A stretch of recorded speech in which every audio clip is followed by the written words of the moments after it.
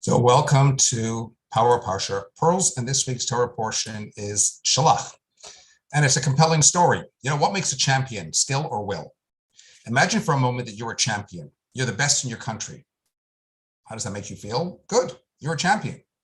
What are you a champion of? What is your major strength? Are you a good leader? Are you a good strategist? Are you a good tactician?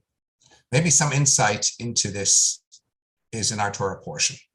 The heads of all the tribes, righteous men, champions of the people, if you will. They are chosen to spy out the land and to determine the strength of the land and to determine about the feasibility of conquering the land. But they return with tales of woe and are disparaging about it. They bemoan their fate. They throw all of the people into a tailspin. And we know, of course, this resulted in another 40 years of wandering through the desert. None of those initial leaders survived, bar two: Joshua, the faithful servant of Moshe, and Caleb.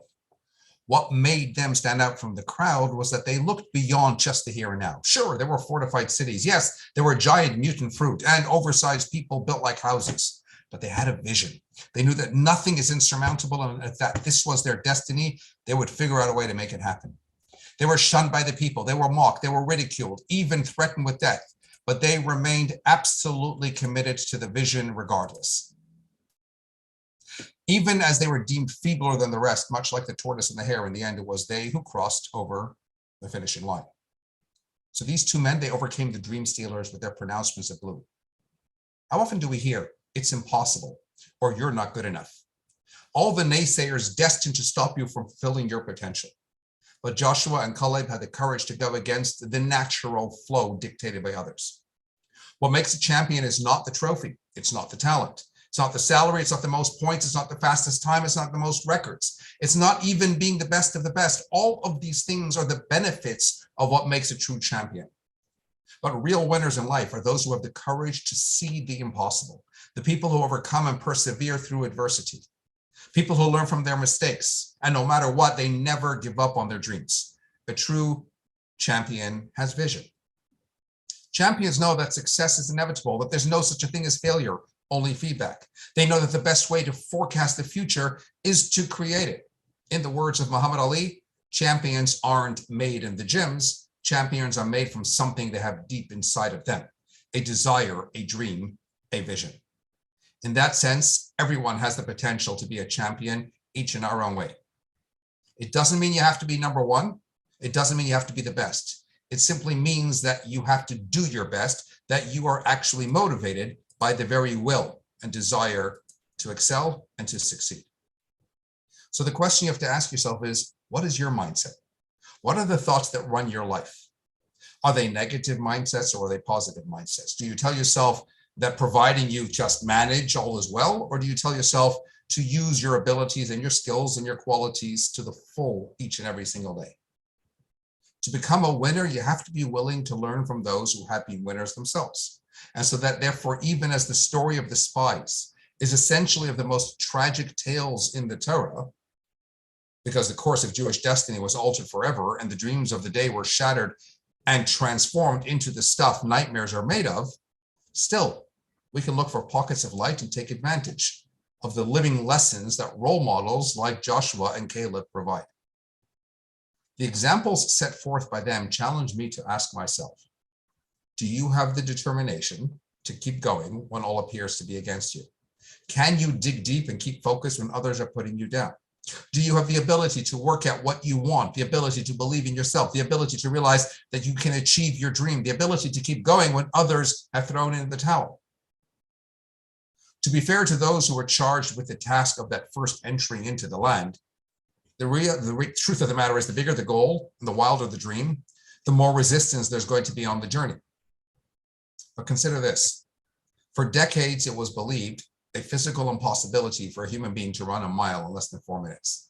Then in the mid-50s, Roger Bannister broke the 4-minute barrier, and that same year, 6 others were also able to achieve the same accomplishment. What happened? Was there a change in the sneaker structure? Was there a change in the actual atmosphere?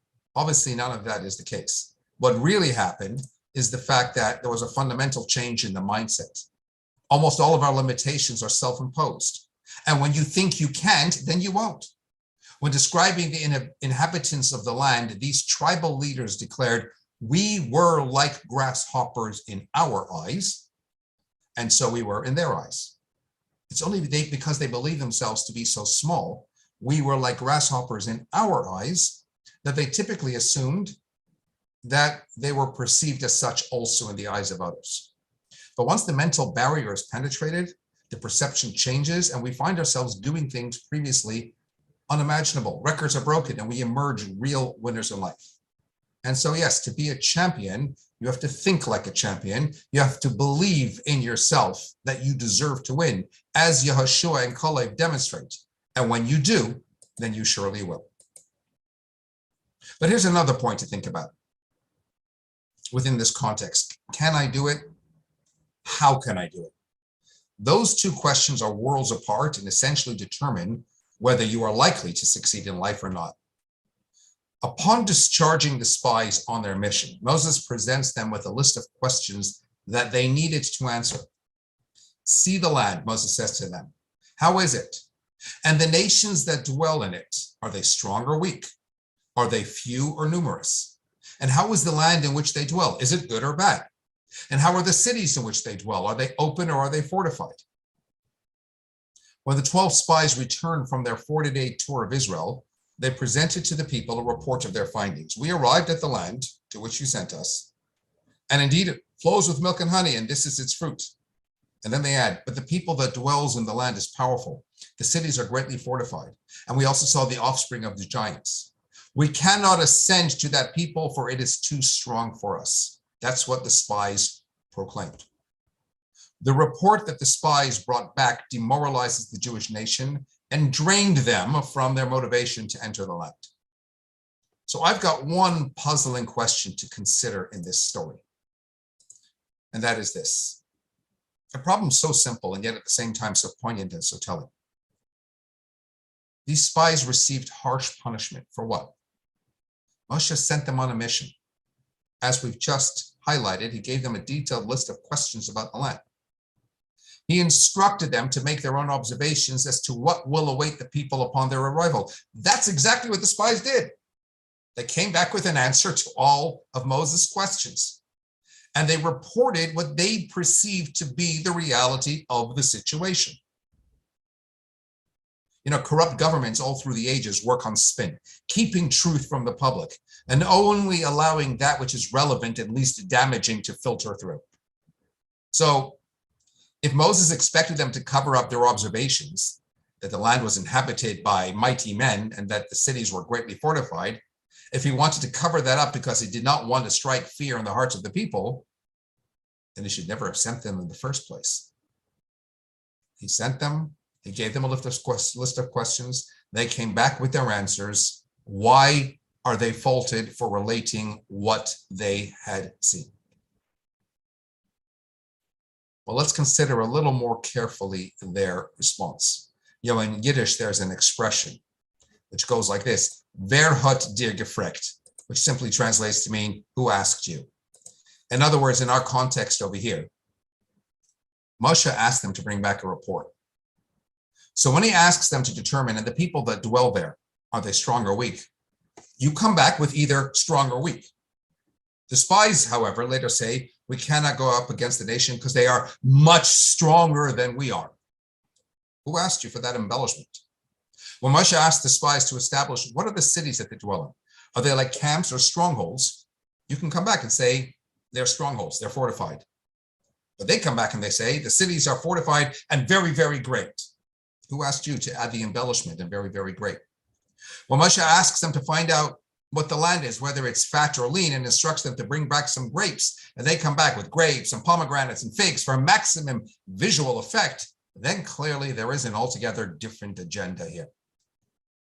And the point is this, if the spies had merely related to the people the reality of the situation as they saw it, everything would have been fine.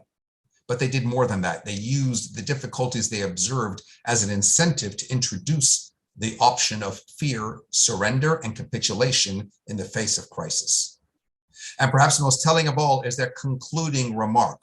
We cannot ascend to that people because it is too strong for us. Wer hat dir gebeten? Who asked you? Had the spies returned and said, hey guys, we have seen a mighty people, well-protected cities in the land. So now we need to devise an effective strategy of how to go about our challenging mission, then they would have answered the questions and fulfilled their task splendidly. The moment they respond to the obstacles by looking to add and embellish and strike fear, and by declaring their verdict, we cannot do it anymore, they swayed and inspired people to abandon their God-given destiny. Every crisis in life is made up essentially of two options. Can we do it? Or how can we do it? The spies are condemned in Jewish tradition for substituting the essential, how can we do it, with the basic, can we do it? You know, the story is told that the Israeli Knesset recently convened an emergency session to figure out a solution for the Israeli economy. One brilliant minister said, let's declare war on the Biden administration, on the United States. And then in the wake of the utter destruction America will bring upon us, we'll get billions of dollars for reconstruction like Germany and Japan. And another member of the Knesset said, it sounds great, one problem. What do we do if we win the war? You see, you can live your life, you can confront challenges, always immediately assuming defeat, but you could believe a little more in yourself and your capabilities and what you were put here to conquer, such that your real concerns are, when I prevail, what next? An inferiority complex has a delusional redeeming feature. It enables people to cry simply, I can't, in order to excuse their shortcomings and absolve them from responsibility. Or somebody once said, people miss an opportunity because it's dressed in overalls and looks like work. You dwell on your shortcomings, you focus on your weaknesses, and you inhibit your growth potential. You don't seek to advance. That's what the spies did. We were like grasshoppers in our eyes, and so we were in theirs. Each of us has a domain in our life that needs to be conquered, a terrain that needs to be transformed into a holy land. Some of us need to battle fear or temptation or addiction or shame. And since the challenges that lay in recovery's paths are at times frightening, we're naturally tempted to believe that we are incapable of overcoming our darkness, and therefore we surrender to our demons.